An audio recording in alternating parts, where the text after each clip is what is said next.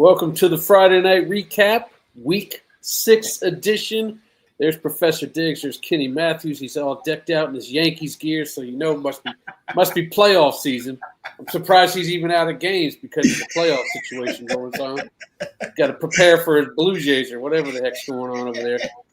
What y'all think of it with all these bye weeks? Where were you guys out? What did y'all see? I guess I'll talk. Oh, you go.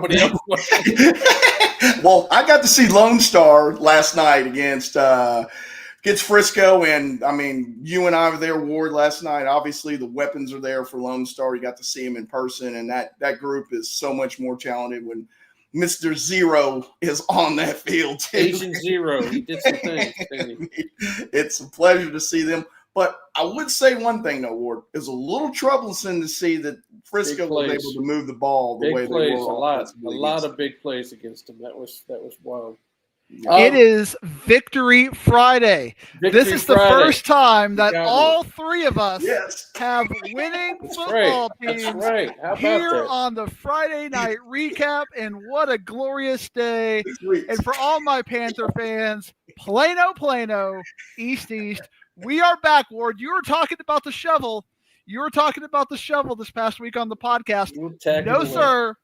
No, sir. We'll put it away for a little while. Can I get my shovel off of my flower mound, boys? No. It's even worse after tonight, if you want to call it that. Even worse. All right, let's look at some scores. 3-6A. Let's start it off. 3-6A action. How about Boswell with the big win over Crowley there, 28-27, and then Lake Ridge took care. I mean, you've got them at number 2 in the district, and they're proving you that right, because once again, Mansfield's struggling on defense, and a real good game over there in Weatherford. 50 burger legacy. I mean, that's arena football score again up there. Boswell, though, to me, that's a surprising thing. I thought that maybe Crawley was getting back their mojo a little bit, and another stub in the toe here again. So. Yeah, and this is the bad stub. This is the point where I don't know if you can get back into things after losing to Boswell, because now they're going to have to win 2 games to overcome that against maybe Lake Ridge or Mansfield, and I don't think they can do it the way they're playing. This is a very tough district. This is the fun week because North Crowley is not playing, so everybody is excited about it because you're not losing by 70 to anybody, and Lake Ridge, I think, showed they're a solid number 2. But that game in overtime, I don't know if it was a blocked kick. If any of our viewers want to let us know how that game ended, if Crowley went for 2 and didn't get it, or if there was a blocked extra point. But absolutely a big win for Saginaw Boswell this week. Big. Going to 4-6A, I mean, obviously Kenny was at this one with South Lake Carroll taking care of business against Keller. Byron Nelson with another big win. How about Northwest Eaton coming from behind? They were down 23-3 at the half and pulled off with a walk-off 47-yard field goal. And then our luck ran out with LD Bell, man. And they couldn't quite get a walk-off. It was set up for them because they only lost by 2, but they didn't have it. The table was set for LD Bell, and boy, we're right back to now with a little bit of doubt, going away now. But I mean, I'm really surprised at how bad Timber Creek lost to Byron Nelson. That score really surprised me. The amount of points in that one. Right. I started doing my breakdown for the dump already with this district, and as bad as you might say that loss is for Bell because of who Northwest still has to play, it's really not that bad for them because they got to overcome Keller and Northwest Eaton in the loss column, and that's going to require beating Trinity or something. So Bell, it's not a great win. It's going to impact their area rankings. They're going to probably drop out of the top 25, but I think they're probably still safe in the playoffs. One quick thing, South Lake Carroll, yes. Every accolade has gone their way. Everything is well merited. Anything good you want to say about them, you can say it. So you feel free. Big stats in these games. I mean, Hebron came from way down to win. They were down 29. They scored 29 in the fourth quarter to win that one. Asa McCray Jones with 173 and 2 scores. Flower Mound, my guys got a big win behind Barron Sampson throwing for 362 yards. And then the big one was Geyer in Capel with Cobb's 171, 4 touchdowns. he could not be contained by Capel, and that's where the loss came from. And Louisville, you don't look for any big stats there because they just tore him up for defensively. They just shut down Braswell, as you probably would have expected. Geyer had 261 yards rushing. That'll win you some ball games in a big game for sure, in somebody else's backyard for sure. And they were absolutely manhandled on the Lions. Everything you say about the Geyer running attack, you look at the Capel running attack, 20 yards for their leading rusher. You just cannot do that in these kinds of games. And it makes you wonder, given that Marcus is just a fourth quarter, if they could figure out the fourth quarter, this is a team that would be 2-0 right now. That's right. And be going much bigger and talking about a district championship. If they could figure out the fourth quarter against a team like Capel, it's on the table. I was going to say, you're thinking Capel should be scared of missing out on a postseason spot?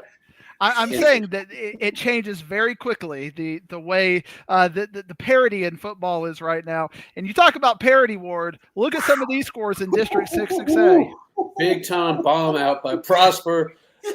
Princeton getting the big one against McKinney. And how about Plano West? One win the last 2 years, and now they're sitting there at 5-1, something like that. They take out Plano, and that game wasn't even close. Plano East managed to get a win too. Did you happen to see that, Diggs? I think I was happened to see that. It was a little bit scary, but the score doesn't reflect it. Plano East was up 27-8 at one point. Boyd went down and scored to make it 27-14. The very next play, pick six, and I'm just like, oh, come on, not again. But they hung on, and they get a bye week. They can try to get a little bit healthy. They control their own destiny, ladies and gentlemen. Plano East has it. They still have Rock Hill. They still have Plano. They still have McKinney. They win those 3 games. They're in the dance, Ward.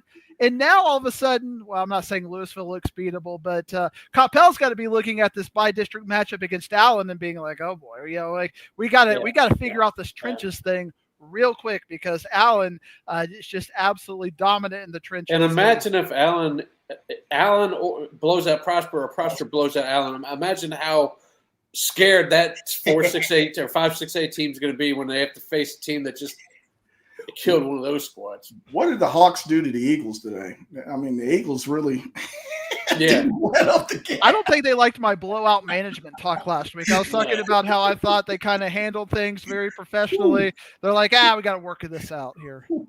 Big win over there for Berkner. Big win for Richardson ISD until we got to the Jesuit Pierce game, where Jesuit sneaks out a 3-point win. I'd love to be paying attention to the dump later on. Where does Jesuit fall in there? It wasn't a convincing win over a Pierce team that does not look to be a playoff squad. No. Jesuit is just finding a hard time crossing the end zone in the whole season this year. They live on 58 to 52 games, but they can't get the 21 to save their life this year. It's hard sledding for them. Irving ISD, talk about hard sledding. Look at these 13-0-0 is what they versus 42-61 and 51. It's like all of a sudden Berkner and Richardson, their offenses look much better now that they're finally getting to play a little bit of a lower quality of competition. But Jesuit, I thought they had it figured out. And that game, I think it was 17-0 or 14-0 at one point, and they had to hang on. So a little bit concerning for Jesuit. They're probably looking for an Irving ISD school to play to kind of feel better about themselves. They won't get it next week. They got Lake Islands next week. But they do get them at home, so we'll see. All right, here's some game. I was at Wiley East Saxe. By the way, when Wiley East wears the powder blue, the new blue uniforms that they brought out this year, I think this is the second or third time, call me up, Coach Gold, and pencil me in. I would just sit there and watch from the stands. I absolutely love those uniforms. They are something else.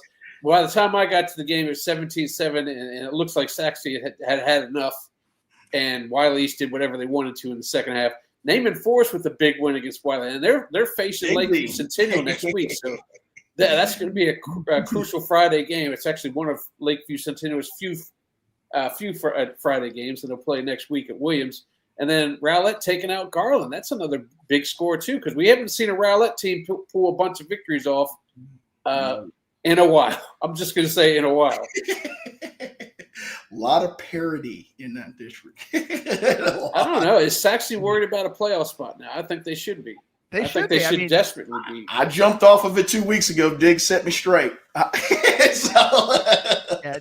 Naaman Forest, big win over Wiley. Yeah. Now all of a sudden, we're maybe looking at Wiley East versus Naaman Forest potentially for a district championship. Yeah. I mean, Naaman Forest is continuing to impress me week in and week out. They don't have a lot of depth. I mean, they're talking about 5 or 6 really good players. If they can keep all of them healthy, they are a team to be reckoned with. And Wiley finally, they ran out of their luck. I feel like they've been living on the edge as well. But big win for Naaman Forest. And again, big win for Wiley East. I thought Wiley East has been playing down to their competition when you look at North Garland and then Lakeview Centennial. Finally, we see that dominance out of them that we've been looking for. Witten scored touchdowns on a couple 4th down plays, so they were ready to put the foot on the throat in that game for sure. 10-6A because how about Royce City? They lost. They had a big lead, or they had a lead, but Forney took care of business 29-7 in the second half. Big win there, and then Longview comes into town and kind of wakes up Rockwall a little bit. Rockwall's kind of – we're going to have to figure out which Rockwall team we get every week. We know what North 40 team we're going to get. And the team that's going to put up 71 points. That's something else. Is that the same team that gave up – no, excuse me. Rockwall, is that the same team that went to Crawley? Yeah, North Carolina. And won. That's a big game for Longview. I mean, I know that Hayes King came back for this game here today because he got bye week at Georgia Tech. Still don't have the King on the sidelines. That's and I talked about this in an earlier podcast this week. It was time for Longview to put a stamp on something for them, win-wise this year, and they just did it there tonight. I thought. Royce City, we've been talking about how they're just going to be the hard luck team. They were up in the 4th quarter, Ward. They had it. 26, 25, and then they gave up 15 points late and just could not do it. If you listen to the podcast, Ward, which you tape it, you should be there when I'm doing the warm up. I gave you what was going to happen with Longview Rockwall. So it's not that big of a surprise. I'm actually more surprised that North Forney went to Tyler and just absolutely dominated them. That is the North Forney. We have Coach Shavers has finally woken up. He's like, I hear you, Diggs. Let's make some style points. And they made some fantastic style points. 71, going 71 out in East Texas. Don't do that to me, Ward. That was a big one. 70 out in East Texas. Forney had 588 yards of offense. Yeah, that was something else. It's still lost. I mean, and won. 588. That's huge. Well, there's the big one of the night, the game of the week, Aledo and Denton Ryan. And I did listen to your warm-up podcast, and you did say it was going to be a defensive struggle, and that's exactly what it was. A defensive struggle. When Ryan only has 4 yards total rushing, it's a defensive struggle for sure. And that's exactly what happened in this one. They couldn't get it. He couldn't get it done down the stretch, but this thing went back and forth, and the winning streak continues for Aledo in district play, 131. All the way back to, I think it was 2008 or something like that. I don't know what it is. Well, Diggs, to go back to y'all's podcast, didn't we worry about the Denton Ryan offense if they were going to be able to muster enough offense to win? We knew Aledo's defense would be there. We knew it would be a grind. And, 4 yards rushing, you're not beating anybody that's good with that, dude. And remember, half of those points were a pick six. So, they got a pick six and a 52-yard breakaway kind of a bailout play. And that's it. That was their entire offense. And Aledo feels like maybe they figured out the quarterback situation because QB1, QB2 wasn't working. We got QB3 tonight, and QB3 got those 2 fourth-quarter touchdowns that led them on. And Inside High School Sports' own James Harris asked a question. What do you want to say about Birdville? What do you think about? There it is. Birdville? I think they're going to be playing for the 4th playoff spot. Birdville is going to be it. That great. They've had wins and losses. All of a sudden, they beat Crowley, and we're like, okay, maybe they've got something. But look what Crowley keeps doing week in and week out, losing to Boswell, losing to Tyler Legacy. So that Birdville win over Crowley, I think, gave us a little bit of false optimism about Birdville. I think Brewer is still going to be the team to beat for that 4th playoff spot. But Aledo just knows how to win. A safety was ugly, bowling shoe ugly, as we like to call it. But you know they can win it anyway, and they will. Win. Let's see here. Yeah, that is a correct score. Coach Nash gave me a call back from Chisholm Trail. They did beat Pasco, which is one of the favorites in 4-5A. So now, besides Arlington Heights going back to their old ways of not letting anybody score, they had enough of that 14 points they gave last week. Forget that mess. We got Saginaw over Trimble Tech, and we got a little low-scoring game over there. We got a softball game over in North Shore. North side. It kind of opens some things up here now that with the Chisholm Trail win. So now you got 5 teams playing for 4 spots. Well, Arlington Heights has their spot. But you got Saginaw, Chisholm Trail, Pasco, and Wyatt fighting it out here. And Wyatt's got one over Chisholm Trail already. The Kenny goes to 3-hour-plus games. That's South Hills North Side, and probably over in 2 hours and 10 minutes. Yeah. We talked about Pasco. We thought they were going to be the number 2 team. It looks like Wyatt now. Wyatt with wins over Chisholm Trail and Saginaw. Yeah. I mean, hey, it could be Wyatt and Arlington Heights for our district championship. Congratulations. This is a team that they lost their best player. I mean, he went to play baseball. And they just keep rebuilding. Coach Chris, what a resilient job he has done this year. I got to salute for that, man. That is fantastic coaching over there. Excellent work. All right, well, like we said, we were at that Lone Star Frisco game. It was a high-scoring affair. I also saw the second half of McKinney North Liberty Trail where you were at the whole time, Diggsy. Wakeland pitches a shutout against Centennial and a nice little battle here between Sherman and Heritage, but Heritage is kind of – it's not the team that we were expecting to see. We were expecting to see at least a middle-of-the-road team that would probably fight for a 4th playoff team. I don't know if that's the case now. Now they may be an afterthought category now for a playoff spot, or at least for in the district. Well, Coach Rayburn talked about Sherman thinking that was kind of being – he said everybody thinks it's just Reedy and then, Wakeland left on their schedule. But he says, you're catching Sherman after a bye for Lone Star. And he says, I'm never really confident in how my team's going to play after a bye. Right. He said, especially after a big win. So maybe Sherman gets them at the right time or not. I'm not sure. But, Sherman has been kind of a surprise a little bit to me this year in that district for sure.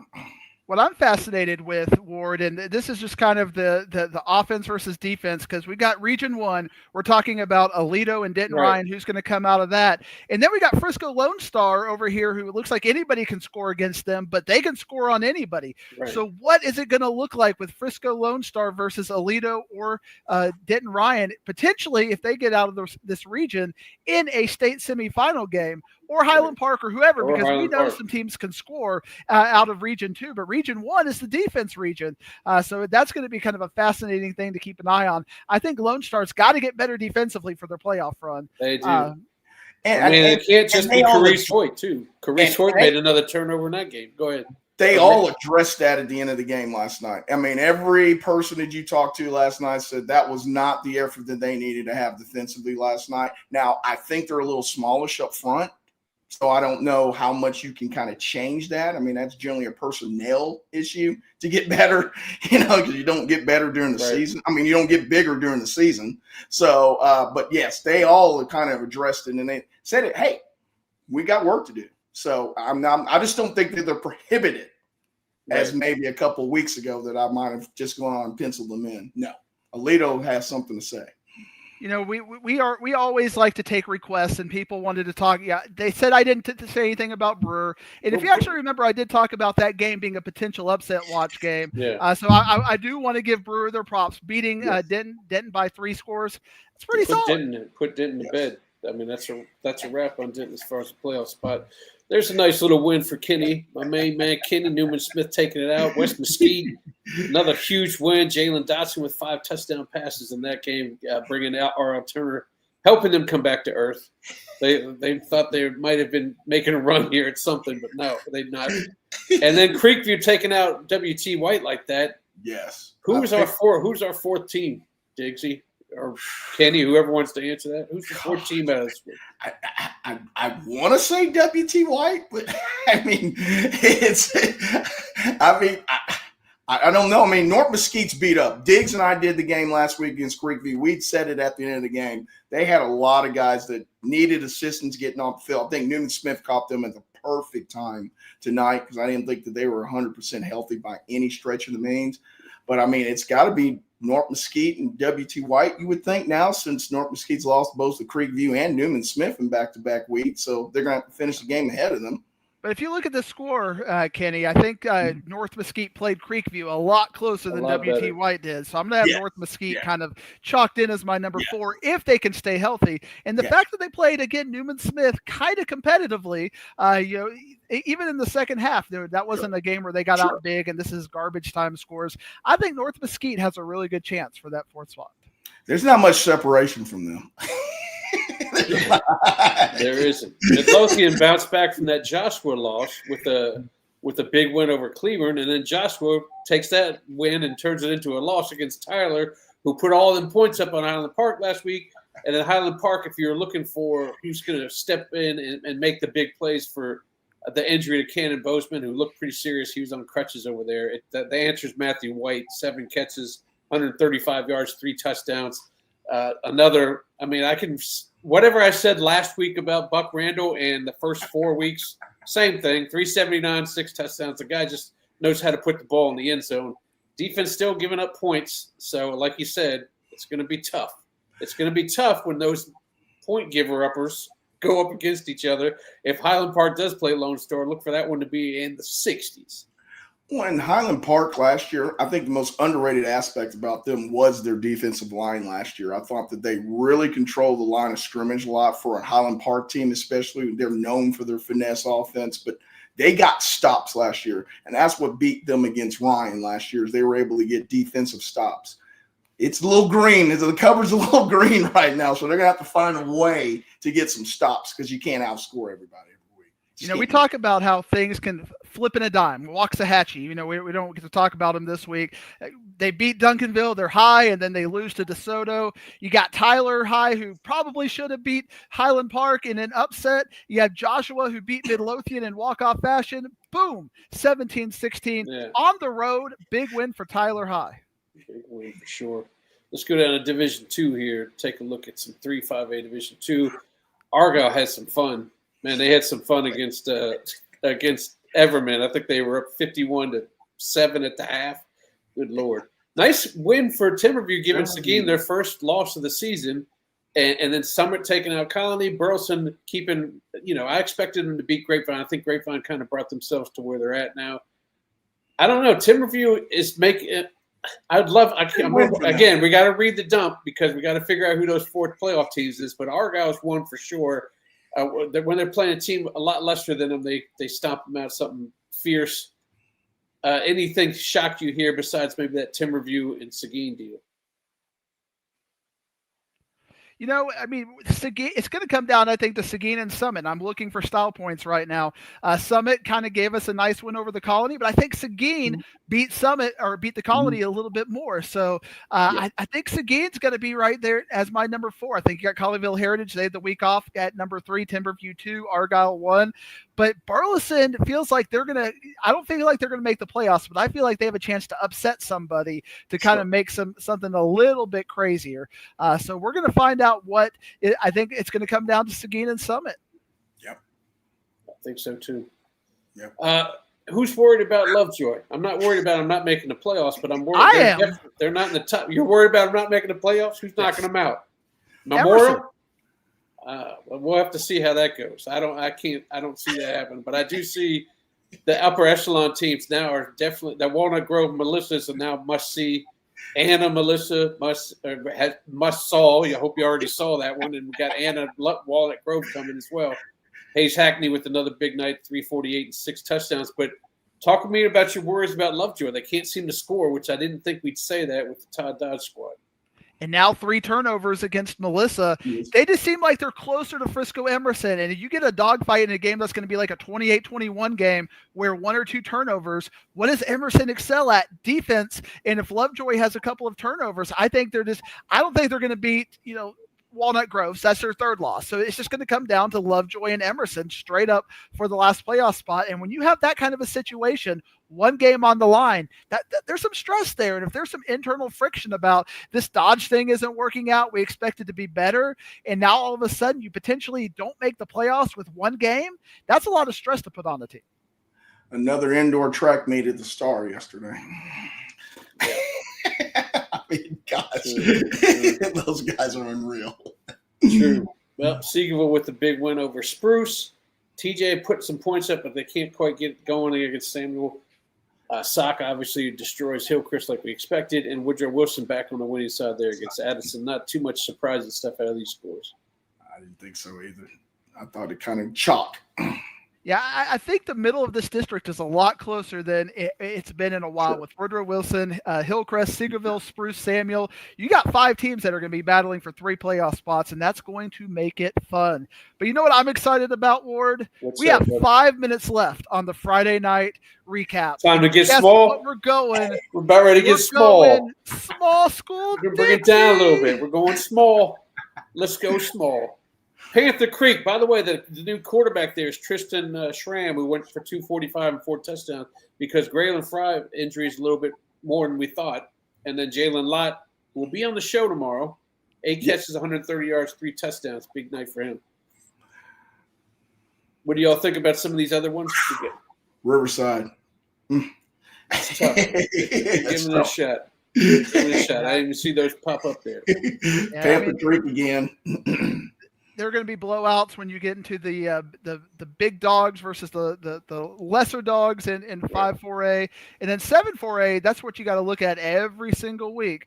But we're starting to see a little bit like Salina and Panther Creek when they're playing the Aubreys and the Parises and the Lake Dallases. Yeah. Those aren't even competitive games right now. I mean, they're just having their way with those teams anyway. And you talked about Graylin Fry being hurt and then fill in like that. That's Tristan pretty incredible. Schramm came in, exactly. Did things. Yes. Bo Bentley with 5 more touchdowns for you. What about those Indians from Sanger? Sanger's playing, man. Sanger's a team you can keep an eye on. I know Jakes wants us to keep an eye on Crum, which I understand, but my eyes are going a little up north to Sanger as well, too. Hey, Crum, that's a big win over Van Alstyne. Yes. Yeah, it is. Inspired Vision could not put up any points. Neither could Gateway. And Scurry Roster with a big win over Rice. Trinity Leadership is ranked, and they are being dominant right now. This is a team that they only lost to Jim Ned by 1 point, who beat Holiday by 28 points. And I know if you're a small school, and that's Trinity Leadership might have a little something. We're going to go up. We're going to go up to go down here because there are some pretty big consequential games. Oh, my. I was thinking Honda would give him a better – I didn't see that score. Vernon. That's a big bounce back for them after losing to Paradise at home last week. That's a big bounce back. But probably we have 2 upsets of the night coming up.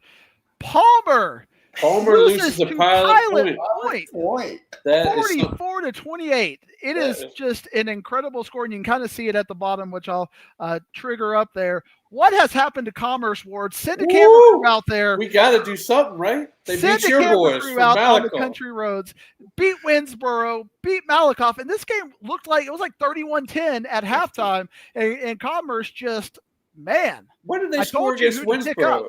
For fantasy. Yeah, no doubt. What did they score against Winsboro? Wasn't that like 54 or something? 54, yeah. Pottsboro with a big win on the road. 7-3A. This just kind of tells me now that Division 3A Division 1 is wide open. I mean, it was just kind of penciled in as Malakoff and Paradise and Brock in the past. Brock is in 4A Division 2 now. But right now we got Peaster, Paradise, Commerce, Malakoff. These are teams that Pilot Point all of a sudden. These are teams that could potentially make it to the state semifinals. The parity is going to be crazy, Ward, and I am here for it. With small school Diggsy absolutely loves it. Absolutely. They want an answer for you, Diggs. They want an answer from you. Talk to them. Well, what are we talking? I'm looking at the spreadsheet. So. He says y'all think Pottsboro can beat Palmer in Pilot Point. He wants to know what Pottsboro is going to do against those two. At this point, absolutely. I think Pottsboro has a chance. But how about Live Oak Cliff? I mean, they've been playing competitively now 2 straight weeks. So you got to watch out for them. Leonard over Howell, Blue Ridge over SNS Consolidated. Callisburg is a team that's up and down, beating Bells. That's a big win for them. And we already looked at these other scores. Finally, we're going to get to 2A for 20 seconds. Wolf City, Tom Bean, Alford. Tioga did not beat Tom Bean. That is, to me, a shocker. And unfortunately, my happiness goes sad real quick because if we go down here, Celeste. They got beat from a team from Michigan. Team from Michigan came in. My hometown. Tyreek Scoble came in there, shut him down, scobled him, got him with the little Jack Flaherty. Detroit, Rock City. All right, the dump's coming up. See you guys later.